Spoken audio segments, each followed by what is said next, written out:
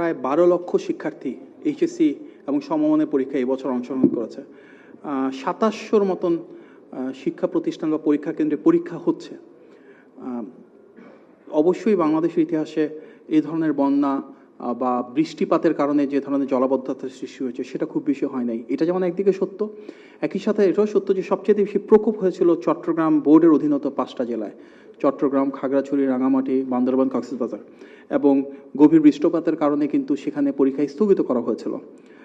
অন্যান্য জেলায় খুব বেশি প্রকোপ পড়েনি। এখানেই আমাদের আরেকটু সচেতনতা প্রয়োজন। ফর ইনস্ট্যান্স, একটা ছবি কিন্তু সারা বাংলাদেশে খুব ভাইরাল হয়েছিল। এটা ছিল কুমিল্লার সরকারি মহিলা কলেজের কেন্দ্রে, এবং ওই একটা জায়গাতে আমরা খোঁজ নিয়েছিলাম সেদিনই। সংশ্লিষ্ট ডিসি এবং সরকারি কর্মকর্তা, সিটি কর্পোরেশনের প্রশাসক সবার সাথে কথা বলেছিলাম। ওই একটা পরীক্ষা কেন্দ্রই সেই জেলাতে পানিতে অনেকটা ডুবে গিয়েছিল। এবং আমরা দেখেছিলাম যে ছবি এসেছিল যে নৌকা বানিয়ে সেটা করে নিয়ে যাচ্ছে। অ্যান্টিব্যাকটেরিয়াল ফর্মুলা বাসনকে চকচকে জীবাণুমুক্ত করে আমাদের দেয় গ্লিটার গ্যারান্টি। এবং সেই নৌকাটাও কিন্তু প্রশাসনই তৈরি করেছিল। প্রশাসন সেখানে নিয়ে এসেছিল যেমন শিক্ষার্থীরা অন টাইম পৌঁছায়। সেভাবে কার্যকর উদ্যোগও গ্রহণ করা হয়েছিল এবং আমরা দেখেছি ওই কেন্দ্রে পরীক্ষা 1 ঘন্টা বাড়িয়ে দেওয়া হয়। সুতরাং যেখানে সমস্যা থাকে সমাধানের জন্য কাজ করা হচ্ছে। তবে একই সাথে আমাদের উপলব্ধি করতে হবে যে সরকার যখন রাষ্ট্র পরিচালনা করে, বৃহত্তর সংখ্যাগরিষ্ঠ শিক্ষার্থীদের যে প্রত্যাশা সেটাই থাকে প্রাধান্য। এবং বিপুল পরিমাণ শিক্ষার্থী, শিক্ষকদের সাথে, অভিভাবকদের সাথে আলাপ আলোচনা করা হয়েছে এবং তারা প্রায় সবাই ভেবেছিলেন যদি এবং বিশ্বাস করতেন যে ওনাদের যে প্রস্তুতি ছিল পরীক্ষাকে কেন্দ্র করে এবং যে শিডিউলের ব্যাপার থাকে সেই হিসাবে পরীক্ষাটা যদি চালানো যেত তাহলে তাদের জন্য ভালো হতো। চট্টগ্রাম বোর্ডের বাইরে সবার সেটাই মতামত ছিল অধিকাংশ ক্ষেত্রে, এবং সেটি করা হয়েছে। একটা প্রশ্নপত্রে ভুল নিয়েছিল, সেখানে ইতিমধ্যে মাননীয় শিক্ষামন্ত্রী বলেছেন যে যারা পরীক্ষার্থী সেটা অ্যান্সার করছে তারা ফুল মার্কস সেখানে পেয়ে যাবে। সুতরাং বিষয়টা কিন্তু ওখানে আসলে শেষ হয়ে গেছে। আমরা সোশ্যাল মিডিয়ার মাধ্যমে দেখেছি অনেক তথ্য এসেছে যেখানে প্রকৃত শিক্ষার্থীর সংখ্যাও খুব সীমিত পরিমাণে ছিল, আবার যারা প্রকৃত শিক্ষার্থী না, পরীক্ষার্থী না, তারাও সেখানে ছিল। সুতরাং বিষয়টাকে হয়তো ভিন্ন তৃতীয় পক্ষের কোনো নিজস্ব লক্ষ্য হাসিলের বিষয় থাকতে পারে।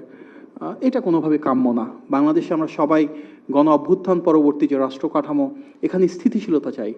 যে কোনো একটা বিষয়কে সামনে রেখে যদি অস্থিতিশীলতা তৈরির কেউ চেষ্টা করে, সেটি আসলে গণ অভ্যুত্থানের যে আকাঙ্ক্ষা সেটির সাথে সাংঘর্ষিক। তবে আমরা মনে করি ফ্যাসিবাদ পরবর্তী বাংলাদেশে সবাই জাতীয় ঐক্যকে প্রাধান্য দিবে, শিক্ষার্থীদের স্বার্থকে প্রাধান্য দিবে, এবং শিক্ষার্থী বান্ধব সরকার হিসেবে যে উদ্যোগগুলো গৃহীত হয়েছে বিপুল সংখ্যক শিক্ষার্থী সেটিই চাইছিলেন। এবং বর্তমানে আবহাওয়া পরিস্থিতি যেহেতু সিগনিফিক্যান্ট ইমপ্রুভমেন্ট হয়েছে, আমরা বিশ্বাস করি চট্টগ্রাম বোর্ড ছাড়া, যেটা এখন পর্যন্ত স্থগিত রয়েছে, বাকি সব জায়গায় সুন্দর সুষ্ঠুভাবে পরীক্ষা হবে। এবং আমরা দেখেছি যদিও একদিকে খুব ছোট্ট একটা অংশ আন্দোলন করেছিল, তার বাইরে কিন্তু সারা দেশ জুড়ে স্বতঃস্ফূর্তভাবে সুন্দর সুষ্ঠু পরিবেশে আমরা দেখলাম যে প্রতিটি পরীক্ষা কেন্দ্রে পরীক্ষা অনুষ্ঠিত হয়েছে। সুতরাং আমাদের প্রত্যাশাটাও থাকবে এরকম যে আসুন, এই দেশটা যেহেতু আমাদের সবার, শিক্ষার্থীরা আমাদের ভবিষ্যৎ বাংলাদেশের কাণ্ডারি, সুতরাং তাদের ভবিষ্যৎটাকে আমরা কীভাবে সুনিশ্চিত করতে পারি, আরও সুন্দর করতে পারি, তার জন্য বিভিন্ন রকমের ব্যক্তিগত স্বার্থকে একপাশে রেখে, কারো যদি রাজনৈতিক স্বার্থ থাকে তার সেটাকে একপাশে রেখে কোনো ধরনের উস্কানি প্রদান না করে আমরা একসাথে বাংলাদেশটাকে শিক্ষার্থীদের প্রাধান্য দিয়ে সামনের দিকে এগিয়ে নিয়ে যাই। আমি তো আপনার মাধ্যমে জানলাম, এখন সুনির্দিষ্ট উদাহরণ আমার কাছে নাই, বাট আমার মনে হয় যাদের বিরুদ্ধে অভিযোগ যদি কোনো মন্ত্রীর বিরুদ্ধে থেকে থাকে উনি হয়তো এটার উত্তরটা সঠিকভাবে দিতে পারবেন। আমি তো ওনার জায়গায় নাই। তবে গণতান্ত্রিক বাংলাদেশে বর্তমানে যে নতুন রাষ্ট্র কাঠামো আমরা গড়ে তুলতে চাইছি, সেখানে স্বচ্ছতা থাকবে, সেখানে জবাবদিহিতা থাকবে, সেখানে অন্তর্ভুক্তিমূলক উন্নয়ন আমরা সবার নিশ্চিত করতে চাইব, এবং সেই প্রক্রিয়াই চলমান রয়েছে। 5 মাসের সরকারে আমরা দেখেছি একটা বিশাল কর্মযজ্ঞ সম্পাদন করা হয়েছে। বিভিন্ন মন্ত্রণালয়ের যে অর্জনগুলো রয়েছে, আমাদের নির্বাচনী যে প্রতিশ্রুতিগুলো ছিল এবং সেগুলো বাস্তবায়নের জন্য যে সমন্বিত কার্যক্রম, সেটিকে পাথেয় করে আমরা ইতিবাচকভাবে সামনের দিকে আগাতে চাই। যদি কোথাও কোনো ভুলভ্রান্তি থেকে থাকে বা দলীয় কোনো বিষয় থাকে, তাহলে অবশ্যই দলীয় প্ল্যাটফর্মে সেগুলো নিয়ে আলোচনা হবে।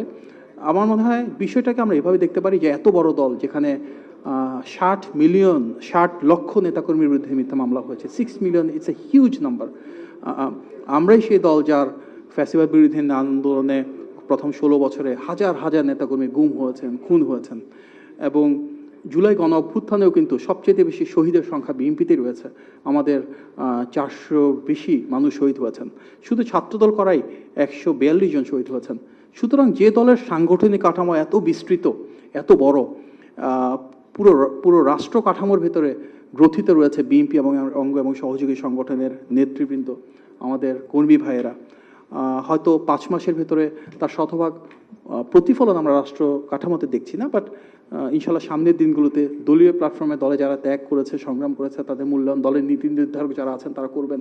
আমরা বৃহত্তর যে জাতীয় ঐক্যের বহিঃপ্রকাশ দেখতে পাচ্ছি, বাংলাদেশের স্বাধীনতা, সার্বভৌমত্ব এবং জনগণের কল্যাণকে প্রাধান্য দিয়ে বিএনপি সরকার যেভাবে দুর্বার গতিতে সামনের দিকে এগিয়ে যাচ্ছে, আমরা সেটিকে ধরে রাখতে চাই সামনের দিনগুলোতে।